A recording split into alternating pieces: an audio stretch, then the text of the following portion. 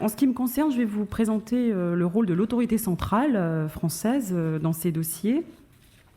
Donc le rôle et la pratique de l'autorité centrale française dans ces dossiers de déplacements illicites internationaux d'enfants. Donc, comme l'a dit le professeur Fulchiron, l'autorité centrale française a vocation à appliquer les conventions multilatérales ou bilatérales qui lient la France avec d'autres États et qui permettent d'actionner un certain nombre de mécanismes pour obtenir le retour des enfants enlevés vers le pays de leur résidence habituelle. Donc l'autorité centrale, ce qu'il faut avoir bien en tête, c'est qu'elle n'intervient que lorsqu'il y a une convention. Déjà, pour commencer, malheureusement, il reste dans le monde un certain nombre de pays avec lesquels la France n'est pas liée par des conventions d'entraide en la matière. Et là, on a affaire à des situations très douloureuses où c'est très compliqué, en l'absence d'entraide, d'obtenir le retour des enfants. Je pense à des dossiers dont on a eu à connaître quand même vers la Corée du Sud, par exemple. On a eu une mère qui s'est déplacée très récemment vers l'île de Sark. Voilà. Donc certains parents choisissent vraiment leur lieu de destination en fonction de la présence, de l'existence ou de l'absence de conventions de coopération pour effectivement rendre plus difficile le retour de l'enfant. Donc dans ces situations, je pense qu'on l'évoquera cet après-midi, il y a le ministère des Affaires étrangères qui peut intervenir dans le cadre de la protection consulaire. La médiation, on a une cellule de médiation au sein du ministère de la Justice, on vous évoquera son rôle en particulier dans ces situations où il n'y a pas de convention d'entraide. Et puis, il faut agir sur place, se débrouiller sur place avec les procédures locales.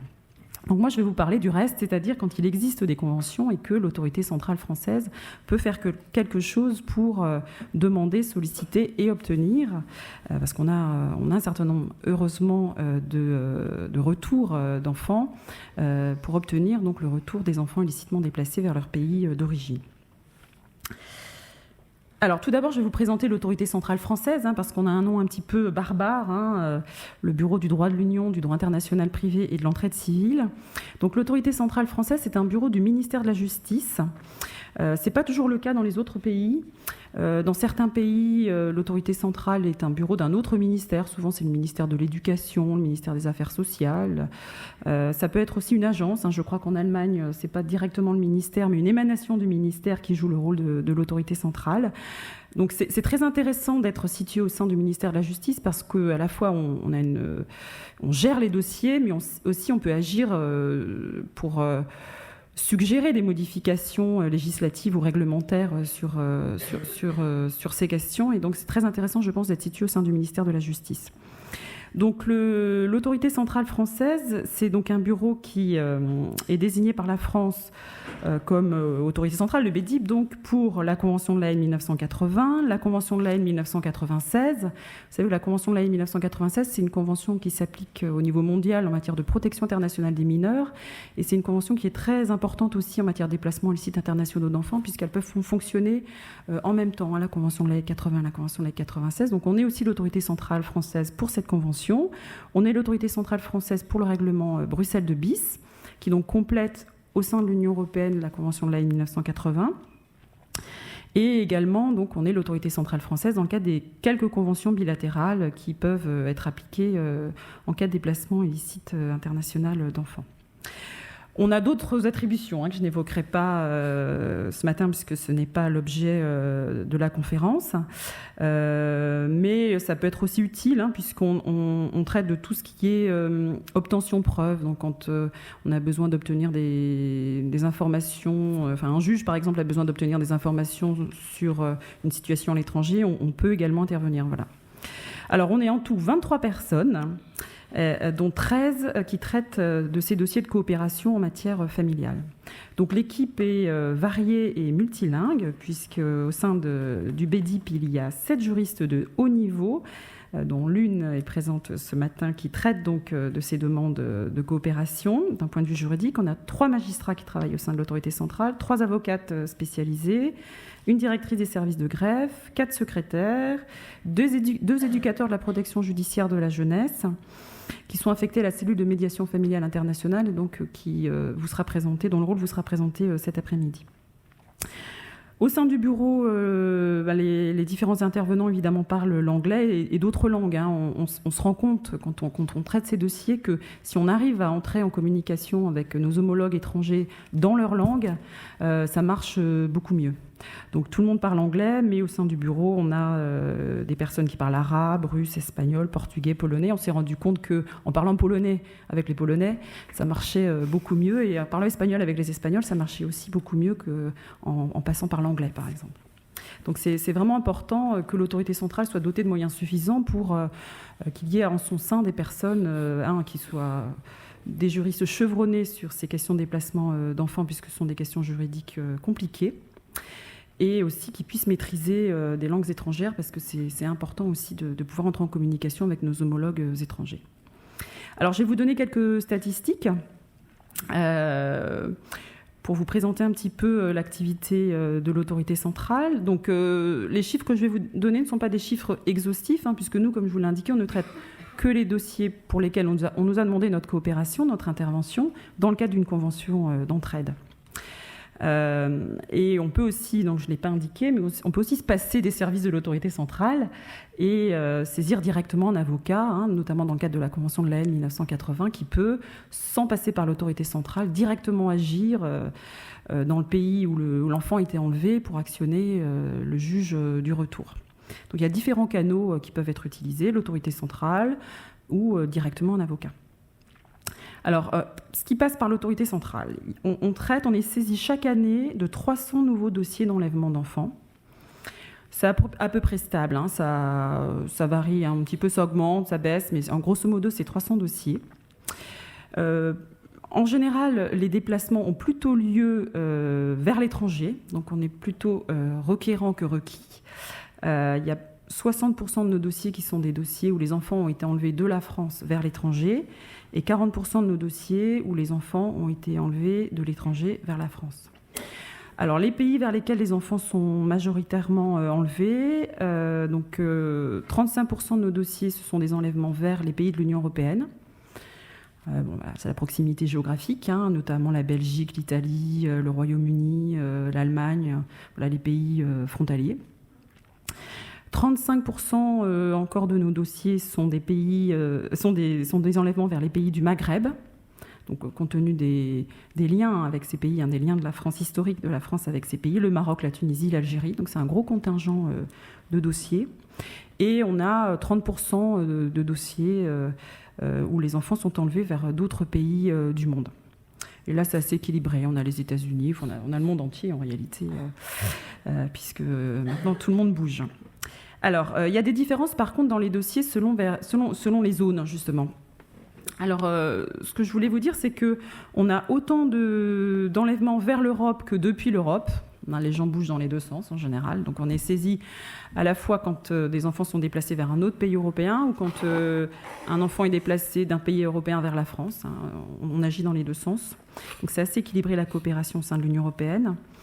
C'est très déséquilibré avec les pays du Maghreb, puisqu'on a beaucoup plus d'enlèvements vers le Maghreb que du Maghreb vers la France, puisqu'on a 89% de dossiers sortants et 11% de dossiers entrants avec les pays du Maghreb.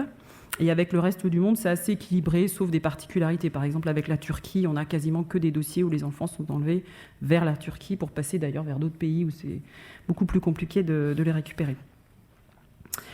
Alors, les délais de traitement des dossiers, alors on n'a pas vraiment de statistiques, je n'ai pas vraiment de statistiques à vous donner, tous les dossiers sont différents. Voilà, on a une situation humaine derrière chaque dossier qui est très différente. Ce que je peux vous dire, c'est que donc sur 300 nouveaux dossiers dont on est saisi chaque année, on en clôture certains dans l'année et on en garde en stock également qu'on n'arrive pas à résoudre dans l'année. Donc on a un stock en général de 450 dossiers, voilà, en stock. Donc pour nous, le délai de traitement, il commence au jour où on nous a saisi de la demande de retour. Et il se termine au moment où l'enfant est effectivement retourné vers la France, parce que c'est très différent de la procédure judiciaire. La procédure judiciaire, normalement, tout se fait très rapidement, mais entre le moment où le BEDIP est saisi et le moment où l'enfant retourne effectivement en France, il peut se passer un certain temps, parce que le parent rapteur, il peut s'être caché. On a des parents qui se cachent pendant des années, qui prennent de fausses identités. On a la phase de constitution du dossier, on peut avoir une décision de première instance qui ordonne le retour, et puis après il y a un appel, après il y a un autre recours, etc. Donc ça peut être très long au niveau judiciaire du fait de la multiplicité des recours. Et puis après il y a la phase d'exécution encore de la décision de retour qui peut prendre du temps, et c'est différent aussi selon les pays, parce que dans certains pays, et notamment de l'Union européenne, il y a des juges qui peuvent encore statuer, même s'il y a une décision de retour, sur l'exécution ou non de la décision de retour. Donc c'est très différent selon les pays, on ne peut pas vraiment faire de règles générales. C'est quand même plus rapide au sein des pays de l'Union européenne, et avec des pays comme les USA, le Royaume-Uni, c'est beaucoup plus lent avec les pays d'Amérique latine, par exemple. Alors, je vais vous donner des résultats. Donc, sur un stock de 450 dossiers pour 2015, on a clôturé 164 dossiers, soit environ un tiers des dossiers. C'est pas 164 retours, malheureusement. Mais c'est quand même un certain nombre de retours, puisqu'on a eu 78 retours en 2015. Alors, je vais vous distinguer mes statistiques selon les sens, selon que l'enlèvement a eu lieu vers l'étranger ou vers la France. Pour les enlèvements qui ont eu lieu vers l'étranger, on a clôturé 90 dossiers en 2015. On a eu 43 retours, 23 retours volontaires, parce qu'on essaie toujours, évidemment, au départ, d'entrer en contact avec le parent qui est parti avec l'enfant pour obtenir un retour volontaire, sans forcément actionner l'outil juridictionnel.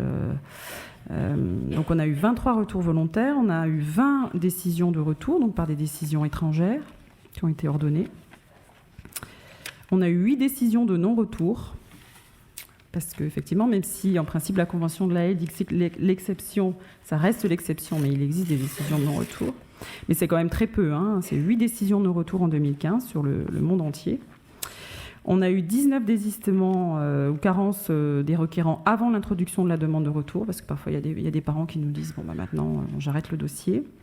On a eu 7 accords entre les parties. En général, ce sont des parents qui acceptent en fait le déplacement, qui au départ n'étaient pas d'accord, et puis in fine, ils se rendent compte que finalement, s'ils peuvent avoir accès à leur enfant suffisamment dans des conditions satisfaisantes, ils acceptent le déplacement. On a eu 5 clôtures pour cause de non-localisation de l'enfant. On a des autorités centrales étrangères qui clôturent leur dossier parce qu'ils n'arrivent pas à localiser l'enfant. Et on a eu 2 refus de coopération. Alors, ce qu'il faut savoir, c'est que dans le cadre de la Convention de La Haye, les autorités centrales coopèrent. Je vais vous expliquer ce qu'on fait. On prend en général tous les dossiers dont on est saisi, mais on peut refuser exceptionnellement notre coopération si vraiment on voit que le dossier ne rentre pas dans les clous de la Convention de La Haye de 1980 ou des autres conventions d'entraide. Donc, dans le sens étranger-France, donc les enfants qui ont été enlevés vers la France, on a clôturé 74 dossiers en 2015, on a eu 35 retours, 19 retours volontaires, 16 retours ordonnés par les juridictions françaises, 13 décisions de non-retour, finalement c'est pas tant que ça, 16 décisions de retour et 13 décisions de non-retour prononcées par les juridictions françaises. On a eu 10 désistements, donc là comme je vous l'indique, ce sont les parties qui renoncent à la procédure. 5 situations où les parents ont trouvé un accord en cours de procédure. Nous, on ne clôture pas nos dossiers quand l'enfant n'est pas localisé. Donc, on n'a pas eu de clôture pour non-localisation d'enfant. Et on a transmis aussi un dossier à une autre autorité centrale, puisque l'enfant, vous savez, les enfants, parfois, ils sont enlevés vers un pays, puis ensuite, ils sont redéplacés vers un autre pays. Donc, dans ce cas-là, la coopération continue dans l'autre pays. Il n'y a pas de coupure. Voilà. Alors, quel est le rôle de l'autorité centrale ? Comme je vous l'ai indiqué, le rôle de l'autorité centrale est très différent selon les pays vers lesquels l'enfant est enlevé, puisque les mécanismes internationaux qu'on peut mettre en place sont différents. C'est évidemment beaucoup plus simple quand on se trouve dans le cadre de la Convention de La Haye de 1980, encore plus simple quand on se trouve dans le cadre de l'Union européenne, et beaucoup moins simple quand on a un enfant qui est enlevé vers les pays du Maghreb, même s'il y a des conventions bilatérales qui fonctionnent beaucoup moins bien que la Convention de la Haye de 1980. Alors du coup, je vais vous expliquer le rôle de l'AC dans ces deux cadres, puisque c'est beaucoup plus complet dans le cadre de la Convention de La Haye, beaucoup moins complet dans le cadre des conventions bilatérales avec les pays du Maghreb. Donc dans le cadre de la Convention de La Haye, on a un rôle qui est très actif, et on a un rôle vraiment qui se situe à tous les stades de la procédure de retour. Le rôle de l'autorité centrale est défini donc à l'article 7 de la Convention de La Haye, qui stipule que les autorités centrales doivent prendre toutes les mesures appropriées, donc c'est elles qui sont responsables de prendre les mesures pour localiser les enfants déplacés, prévenir de nouveaux dangers pour les enfants, c'est-à-dire en général un contre-enlèvement, un autre enlèvement, pour assurer la remise volontaire de l'enfant, faciliter une solution amiable, et puis évidemment engager les procédures nécessaires dans le pays dans lequel l'enfant a été enlevé pour demander le retour, et ensuite donc permettre l'exécution de la décision de retour, permettre le retour sans danger de l'enfant, faire en sorte également, je vais trop vite en 5 minutes, que le parent qui demande le retour puisse obtenir l'aide juridictionnelle. Voilà, donc on a un rôle qui est très complet. Alors, je vous explique donc rapidement le rôle de l'autorité centrale quand l'enfant est enlevé vers l'étranger. Je vous renvoie, en fait, ce sera plus simple, vers notre site internet. On a un site internet où, en fait, vous avez toutes les informations sur ce qu'il faut faire, les documents à nous transmettre, etc., en cas d'enlèvement vers l'étranger ou de l'étranger vers la France. C'est le site enlèvement parental. C'est enlèvement sans accent parental.justice.gouv.fr. Donc là, vous avez toutes les informations. Donc, on va saisir l'autorité centrale étrangère pour demander le retour de l'enfant. Ce qu'il faut savoir, c'est que, donc, on va vérifier évidemment qu'il y a un lien de filiation entre le parent délaissé et le parent rapteur, que le parent délaissé était bien titulaire du droit de garde au sens de la Convention de La Haye, je pense que quelqu'un l'expliquera après moi, et que la résidence habituelle de l'enfant se trouvait bien en France avant le déplacement. Ce qu'il faut savoir aussi, c'est que le parent requérant doit faire traduire les pièces à l'appui de sa demande, puisque la Convention de La Haye ne prévoit pas d'obligation de traduction qui serait à la charge des autorités centrales. Les autorités centrales n'ont pas les moyens financiers, en tout cas n'ont pas été dotées des moyens financiers pour traduire les documents. Et donc ça, c'est un vrai souci pour un certain nombre de requérants de faire traduire les documents, mais sans documents traduits, on ne peut pas saisir un juge turc si on ne lui traduit pas l'acte de naissance en turc, par exemple, c'est quand même compliqué. On utilise, c'est un petit peu le système D, parfois on utilise les magistrats de liaison qui peuvent nous traduire, ce sont des traductions loose, comme on dit, c'est-à-dire pas par traducteur assermenté, donc on arrive à bricoler, mais on n'a pas de budget de traduction.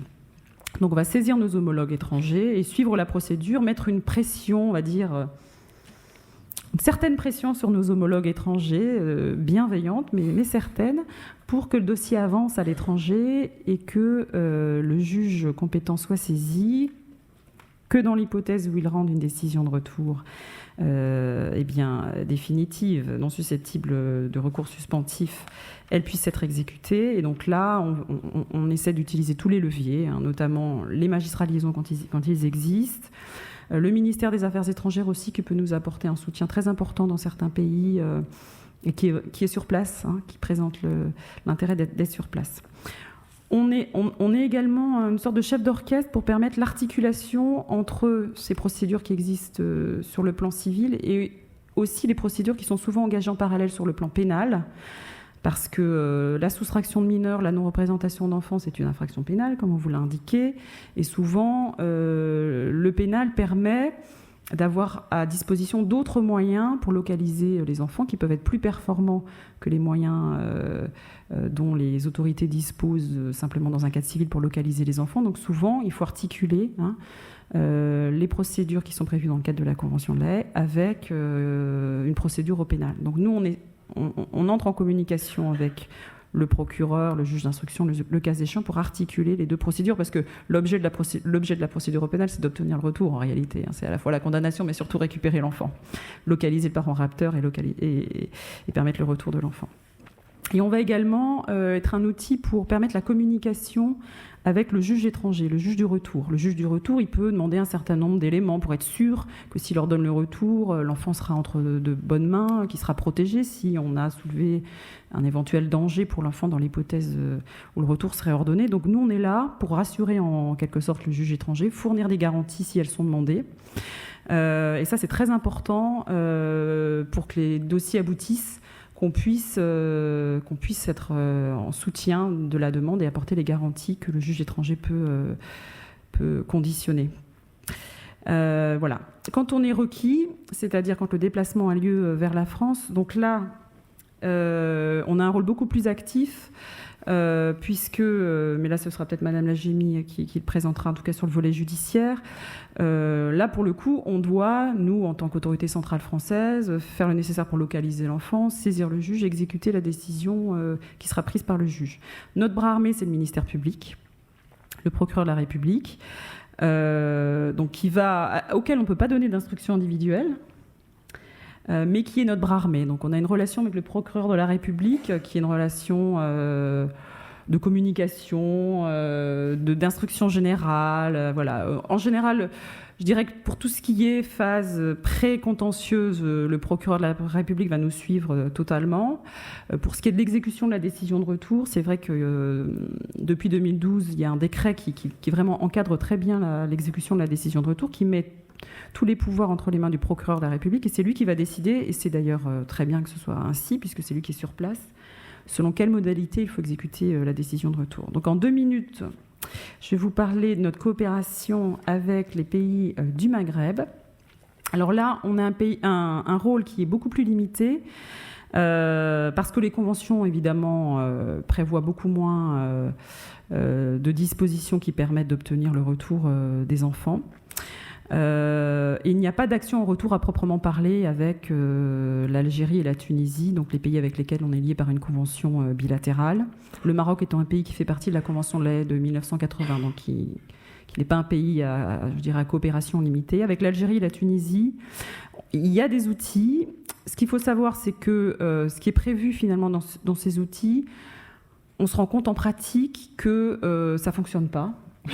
De nos rencontres avec nos homologues étrangers qu'on a régulièrement, et qu'il vaut mieux privilégier l'introduction d'une procédure locale, saisir le juge local pour demander qu'il soit statué au fond sur le droit de garde. Et également utiliser le volet pénal si on a des difficultés pour localiser l'enfant, parce que le volet uniquement de la convention d'entraide en matière civile ne suffit pas. Donc pour les pays du Maghreb, Algérie, Tunisie, privilégier l'introduction d'une procédure locale, au fond, devant le juge tunisien ou le juge algérien, et privilégier également l'utilisation de la voie pénale pour localiser les enfants. Je rebondis pour conclure sur ce qu'a dit Madame la défenseure des droits. Donc on travaille effectivement activement sur la rédaction d'un guide. C'est un guide qui donc a pour objet c'est un guide pratique en fait à destination des juridictions, des praticiens, pour leur expliquer comment justement articuler toutes les procédures qui peuvent être mises en place pour obtenir le retour des enfants d'un point de vue pénal, d'un point de vue civil, l'articulation avec le ministère des Affaires étrangères, avec les associations qui interviennent aussi sur ces questions, avec les avocats, les magistrats de liaison. Donc c'est un guide qui est un petit peu lourd à rédiger parce qu'il y a beaucoup d'intervenants. Pour le moment, on a surtout rédigé en interministériel et on va commencer à rédiger, à soumettre notre guide à nos partenaires, avocats, associations. Et on est également activement impliqué dans la formation des magistrats sur les enlèvements internationaux d'enfants. C'est assez nouveau en fait. Je dirais qu'en 2017, c'est la première fois qu'il y a une formation dédiée à ces questions qui est organisée par l'École nationale de la magistrature, uniquement sur les déplacements licites internationaux d'enfants. Donc il va y avoir une formation de plusieurs jours là, en 2017 et ça va se renouveler tous les ans évidemment pour que les magistrats soient mieux formés à ces questions, magistrats du siège et également magistrats du parquet. Voilà, merci beaucoup.